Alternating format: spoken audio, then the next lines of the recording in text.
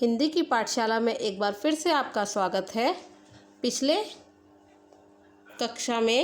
Online कक्षा में हमने स्वर के बारे में बात की थी। आज हम करेंगे हमारा जो व्याकरण का पहला पाठ है वर्ण और वर्णमाला, उसमें आज हम दूसरा भाग करेंगे जो है व्यंजन। आपने जो पिछली कक्षाएं हैं उनमें व्यंजनों का अभ्यास किया था, उनका ज्ञान अर्जित किया था। एक बार फिर से मेरे साथ दोहरा लीजिए, उनका पुनराभ्यास कीजिए।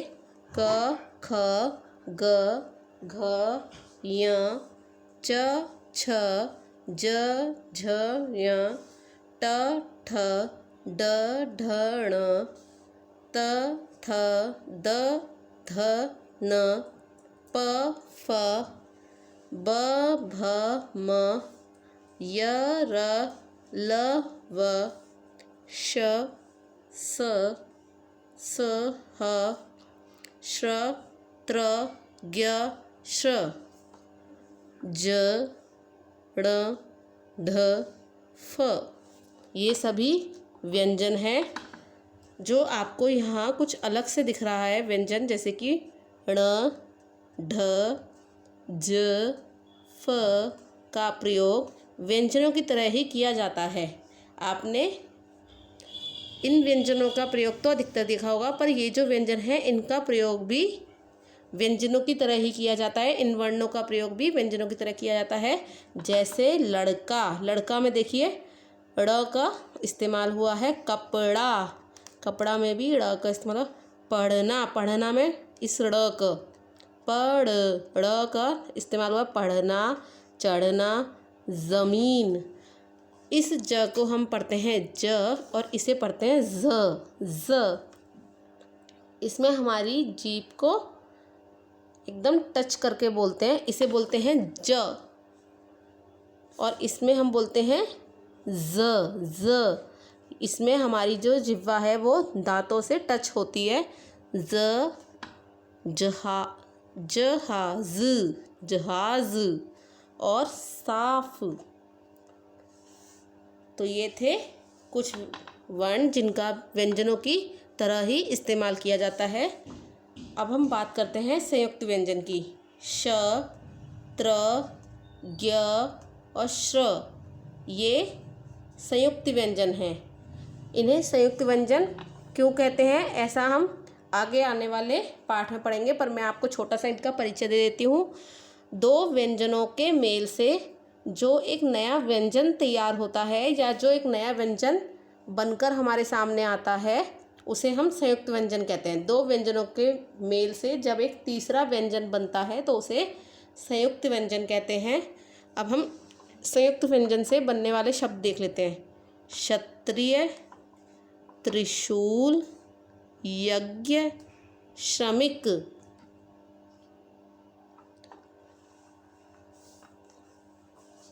अब बात करते हैं इस पाठ के अभ्यास कार्य की। पहला प्रश्न है हमारा, एक जैसे वर्ण से शुरू होने वाले चित्रों का मिलान कीजिए। आपको इधर दिखाई दे रही है पहला चित्र, ये है मक्खी। तो मक्खी कौन से वर्ण से शुरू होता है बच्चों? म। आपको इधर जो तालिका है उसमें देखना है म वर्ण से शुरू होने वाला कौन सा चित्र है, आपको उससे उसका मिलान करना है। ये है हमारा चरखा, ये च से शुरू होता है। क्या इससे मिलान कर सकती हूँ मैं? नहीं। ये है अचकन, क्या इससे मिलान कर सकती हूँ? नहीं। ये है गुलाब, क्या इससे मिलान कर सकती हूँ मैं? या इसे हम फूल भी कह सकते हैं, फूल। कली, क्या इससे मिलान कर सकती हूँ? कली भी, कली है एक्चुअली, ये छोटी कली, अभी ये फूल नहीं बनी है, कली है। तो क्या इससे मिलान कर सकते? नहीं। तो हम इसको, मक्खी को, ये है मच्छर, ये भी म से शुरू होता है और मक्खी भी म वर्ण से शुरू होती है, तो इसको हमें इससे मिलान करना है। इसी प्रकार ये है चम्मच, इससे चम्मच अक्षर का पहला वर्ण च है, तो हमें उस पिक्चर से इसको मैच करना है, उस चित्र से इसको मिलान करना है जिसका पहला वर्ण च ही हो। तो चम्मच को हम चरखा से मिलान कर देंगे, क्योंकि चरखा अक्षर का पहला वर्ण भी च है और चम्मच अक्षर का पहला वर्ण भी च है। तो इसे इस तरीके से मिलान कर दीजिए, बाकी आपको खुद करने हैं। अब बात करते हैं हमारी दूसरी एक्सरसाइज की।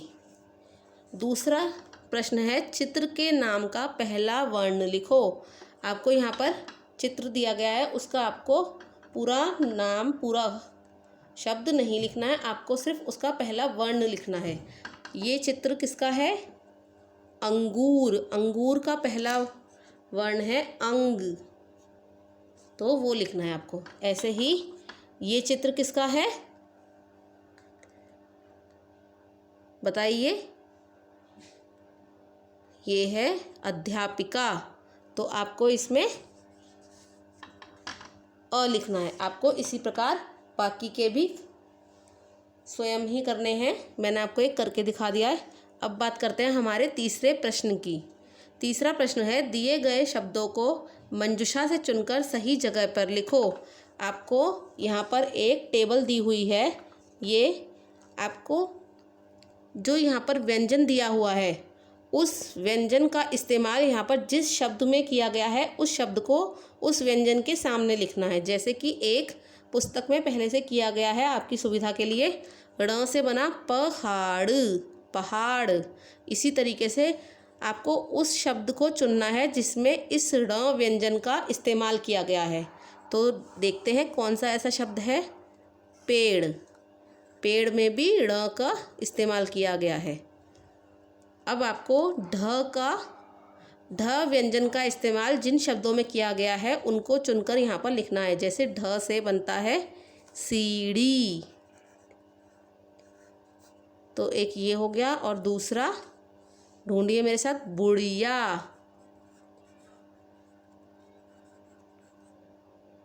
तो इस प्रकार बाकी के आपको अपनी बुक में करने हैं। बात करते हैं हमारे चौथे प्रश्न की।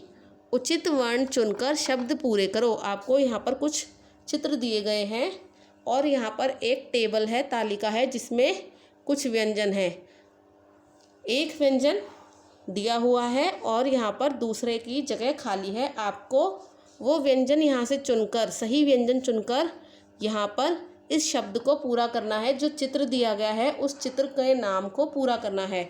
जैसे कि ये चित्र है पत्र, प तो यहाँ पर दे रखा है। अब हमें यहाँ पर क्या जोड़ना है? पत्र, तो हमें यहाँ पर त्र लिखाना है, तो बन जाएगा ये पत्र। इसी प्रकार व के नीचे र, व्र। अब ये किसके साथ चित्र है बच्चों? ये है वृक्ष। वृक्ष मीन्स पेड़, जिसे आप इंग्लिश में ट्री कहते हैं। तो ये है वृक्ष, तो इसमें कौन सा वाला श आएगा? ये वाला श। तो यहाँ पर आप लिख देंगे श, वृक्ष। तीसरा चित्र है यज्ञ, तो आपको यहाँ पर य के साथ क्या, कौन सा व्यंजन लगाना है? ज्ञ, तो बन जाएगा ये पूरा यज्ञ। बाकी के आपको स्वयं करने हैं। अब बात करते हैं पांचवें प्रश्न की। सही वर्ण चुनकर खाली जगह में लिखो। ये वाला काम आपको ध्यान रखिएगा बच्चों, ये आपको अपनी कॉपी में भी करना है। ये आपको अपनी कॉपी में करना है, और कॉपी में और क्या करना है वो मैं अभी आपको बताऊंगी, पर आप इसको बुक में तो करिएगा ही, साथ में इसे अपनी कॉपी में भी कर लीजिएगा। पहला खाली स्थान है हमारा, डैश और डैश का प्रयोग व्यंजनों की तरह किया जाता है।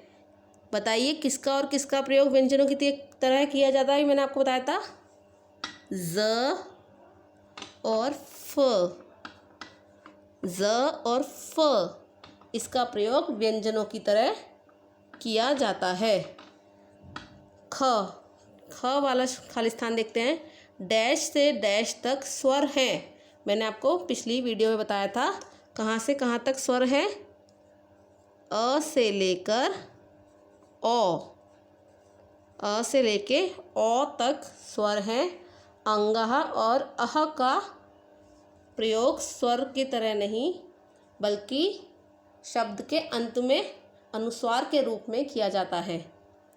श, डैश ज्ञ और श्र संयुक्त व्यंजन है।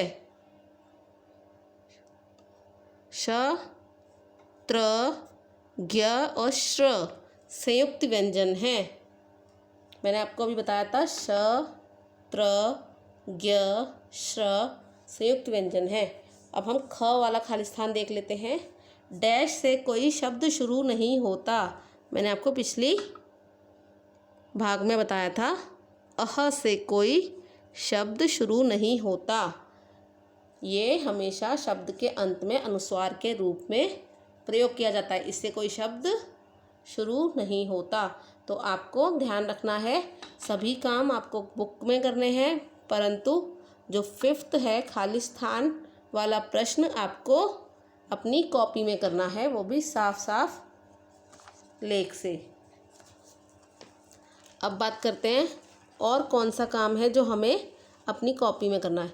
पिछली वीडियो में मैंने आपको 3 क्वेश्चन दिए थे, आपको दिए थे कि ये आपको अपनी कॉपी में उतारने हैं। वर्ण किसे कहते हैं, वर्णमाला से आप क्या समझते हैं, वर्ण कितने प्रकार के होते हैं।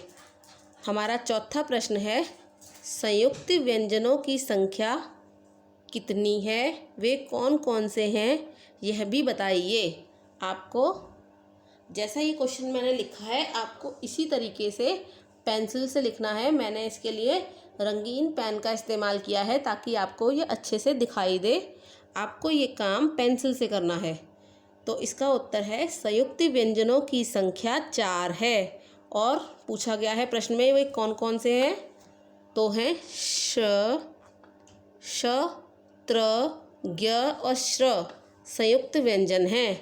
श, त्र, ज्ञ, श्र संयुक्त व्यंजन है। और मैंने आपको बताया संयुक्त व्यंजन से क्या अभिप्राय है, क्या तात्पर्य है। 2 व्यंजनों के मेल से जब एक तीसरा व्यंजन बनता है तो उसे हम संयुक्त व्यंजन कहते हैं। हमारा 5वां प्रश्न है, दिए गए व्यंजनों के प्रयोग से 2-2 शब्द लिखिए। मैंने आपको यहाँ पर चारों संयुक्त व्यंजन दिए हैं, आपको उनसे 2-2 शब्द लिखने थे। मैंने ये लिख दिया, आपको इसी प्रकार अपनी कॉपी में लिखने हैं और उन्हें याद भी करना है कि श से कौन से 2 शब्द बनते हैं, त्र का इस्तेमाल करके कौन से 2 शब्द बनते हैं, ज्ञ से कौन से 2 शब्द बनते हैं। श से बनता है शिक्षक और वृक्ष, त्र से पत्र, मित्र, ज्ञ से बनता है यज्ञ, विज्ञान और श्र से बनता है श्रम, आश्रम। तो बच्चों ध्यान रखिएगा, 3 प्रश्न आप पिछली वीडियो के अनुसार अपनी कॉपी में कर चुके होंगे। आपको आज 4th 5th क्वेश्चन अपनी कॉपी में करना है और आपको बुक का 5th क्वेश्चन भी अपनी कॉपी में, क्वेश्चन और आंसर मतलब खाली स्थान अपनी कॉपी में करने हैं। हम अगली पाठशाला में फिर मिलेंगे। घर पे रहिए, स्वस्थ रहिए। धन्यवाद।